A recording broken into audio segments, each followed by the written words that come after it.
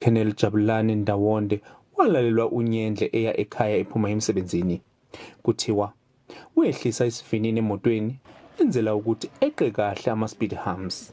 Kwaqhamuka imoto eyayihamba ngesivinini esiphezulu yamdlula.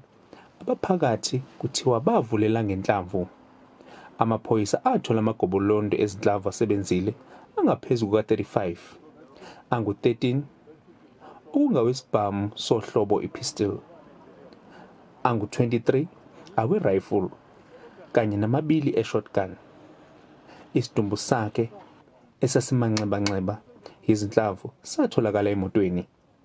Ungqongqoshe wamaphoyisa uthi abahlaseli babemfuna efile, kodwa amaphoyisa asaqhubeka nophenyo. Sinale nhlaba mkhosi esibiza ngokuthi u-72 hours turnaround.